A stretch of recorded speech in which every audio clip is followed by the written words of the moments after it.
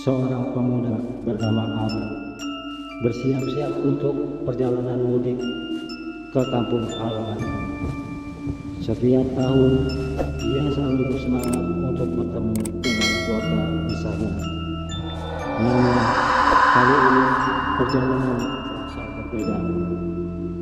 Ada yang perasaan tidak nyaman yang menyelimuti hati semenjak beberapa hari sebelum keberangkatan.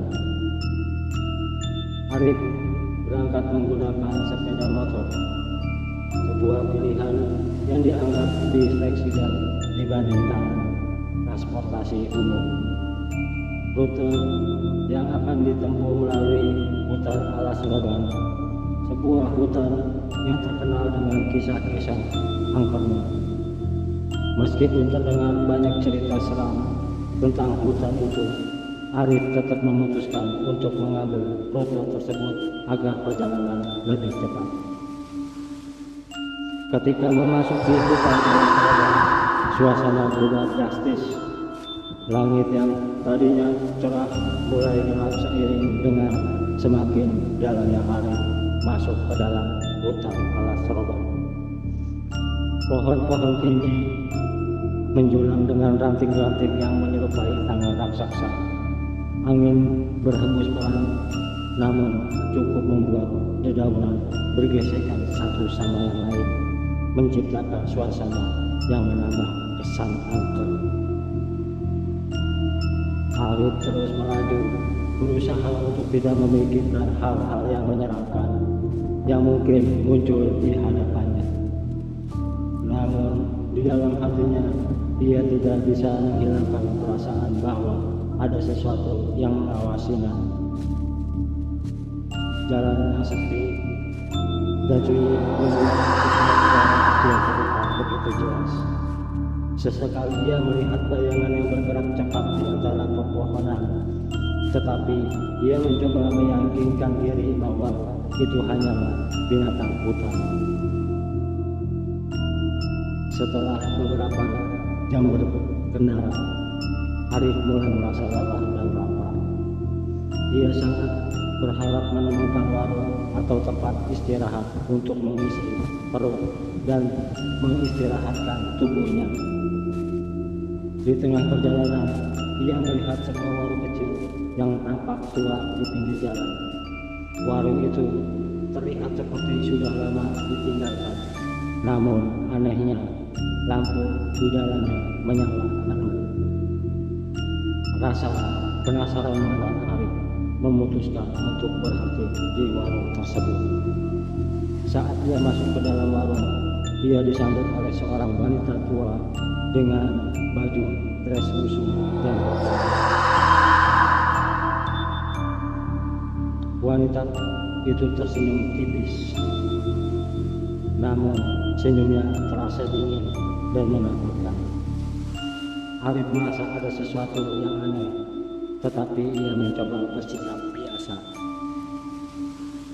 Wanita itu memperkenalkan diri sebagai Nyi Lasmi, pemilik warung. Suaranya terdengar serak dan agak gemetar, seperti orang yang sudah lama tidak berbicara. Arif memesan sepiring nasi dan segelas teh hangat, lalu duduk di kursi kayu yang terlihat rapuh. Saat Nyi Lasmi pergi untuk menyiapkan pesanan, Arif memperlihatkan sekeliling warung yang penuh dengan debu dan sarang laba-laba. Tidak ada pelanggan lain di sana, dan itu membuat merasa semakin aneh. Saat makan, Arif merasakan ada sesuatu yang tidak beres dengan makanan yang disajikan. Nasi yang ia makan terasa hambar dan dingin, seolah sudah lama dibiarkan. Namun, karena rasa lapar yang melanda, ia tetap menghabiskan makanannya sambil bahkan ia mencoba berbincang dengan Nyi Lasmi untuk menghilangkan rasa canggungnya. Tetapi sekali ia bertanya, wanita itu hanya menjawab singkat dengan senyum tipis yang membuat bulu kuduk merinding. Setelah selesai makan, Arif meminta izin untuk pergi ke toilet. Nyi Lasmi menunjukkan arah belakang warung dengan ekspresi wajah yang sulit ditebak. Arif berjalan menuju toilet dengan hati-hati. Saat ia membuka pintu toilet, bau busuk menyergap hidungnya, membuat hampir muntah di dalam toilet. Dindingnya penuh dengan lumut dan kotoran menciptakan suasana yang sangat tidak nyaman. Saat berada di toilet, Arif mendengar suara-suara suara bisikan sama dan langkah kaki yang berat. Perasaan semakin tidak enak. Ia segera menyelesaikan urusannya dan bergegas keluar dari toilet. Ketika ia kembali ke depan warung, Nyi Lasmi sudah tidak ada di sana. Warung yang tadinya nyala kini gelap, seolah-olah tidak pernah ada kehidupan di sana. Arif merasa panik dan langsung keluar dari warung. Ketika ia menyalakan sepeda motornya, mesin motor tidak mau menyala. Ia mencoba beberapa kali, namun setiap kali yang mencoba tetap tidak berhasil. Ketika sedang berusaha memperbaiki motornya, dia merasakan kehadiran seorang di belakang dirinya. Saat dia menoleh, dia melihat bayangan Nyi Lasmi berdiri di sana dengan wajah yang menatap kosong ke arahnya. Bajunya yang lusuh semakin terlihat menyeramkan di bawah cahaya bulan yang redup. Arif segera berpikir untuk lari. Kakinya terasa berat. Nyi Lasmi perlahan mendekatinya, dan setiap langkah terdengar seperti gema di dalam kepalanya. Arif mencoba berbicara, tetapi tidak ada suara yang keluar dari mulutnya. Dia merasakan ketakutan yang dia rasakan sebelumnya. Saat Nyi Lasmi hampir mencapai dirinya, tiba-tiba suara keras dari dalam hutan yang membuat Nyi Lasmi berhenti dan berbalik menuju sumber suara tersebut. Suara keras itu ternyata berasal dari seorang pria tua yang tiba-tiba muncul dari balik pepohonan. Pria itu mengenakan pakaian sederhana dan membawa tongkat kayu. Dia berteriak ke arah Arif, menyuruhnya segera pergi. Dengan sisa keberanian yang ia miliki, Arif kembali mencoba menyalakan sepeda motornya.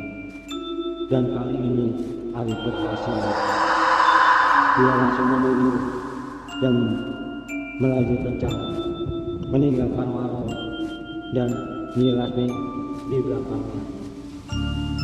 Pria tua itu yang belakangan Arif ketahui bernama Pak Dirman mengikuti di belakang dengan cepat. Setelah beberapa kilometer, mereka akhirnya keluar dari hutan alas lobang. Arif berhenti di sebuah pemukiman kecil dan menunggu Pak Dirman yang datang beberapa saat kemudian. Pak Dirman menjelaskan bahwa warung itu sebenarnya sudah lama dibakar dan Lasmi itu adalah hantu penunggu warung tersebut yang sering menampakkan diri kepada para pelintas. Arif mendengar cerita Pak Firman dengan hati yang masih berdebar. Dia baru saja menyadari betapa dekatnya ia dengan bahaya yang tak ia pahami. Pak Firman menceritakan bahwa Nyi Lasmi dulunya adalah pemilik warung yang meninggal secara drastis di sana. Sejak saat itu, arwahnya sering mengganggu orang-orang yang melintas hutan tersebut, terutama mereka yang lelah dan kelaparan. Dengan penuh rasa bersyukur, Arif mengucapkan terima kasih kepada Pak Firman atas pertolongannya.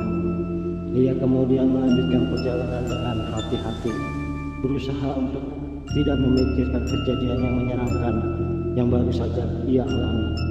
Namun pengalaman itu menimbulkan yang mendalam di dalam dirinya. Banyak di kampung halaman, Arif disambut dengan hangat oleh keluarganya. Ia mencoba menceritakan pengalaman di hutan alas roban, membuat semua orang merinding mendengarnya. Kisah yang menyebar di antara para tetangga menjadikan Arif sebagai pembicaraan selama beberapa hari. Arif merasa bersyukur bisa sampai dengan selamat. Namun bayangan Nyi Lasmi dan warung angkornya selalu terbayang di pikiran Arif. Setiap kali ia menutup mata, ia bisa melihat senyuman dingin Nyi Lasmi dan suasana menyeramkan warung itu. Ia tahu bahwa kejadian itu akan terus menghantui Arif seumur hidup. Pengalaman tersebut membuat Arif lebih menghargai hidup dan keselamatan. Ia belajar untuk selalu waspada dan tidak meremehkan cerita-cerita yang terdengar sepele. Setiap kali ia mendengar cerita tentang hutan alas roban, ia selalu teringat pada Nyi Lasmi dan warung gaibnya. Arif juga lebih sering berdoa dan memohon perlindungan. Dalam setiap perjalanan, ia menyadari bahwa di dunia ini ada banyak hal yang tidak bisa dijelaskan oleh logika. Meskipun ia berusaha melupakan kejadian itu, namun kenangan tersebut tetap menjadi bagian dari hidupnya yang tidak akan pernah ia lupakan.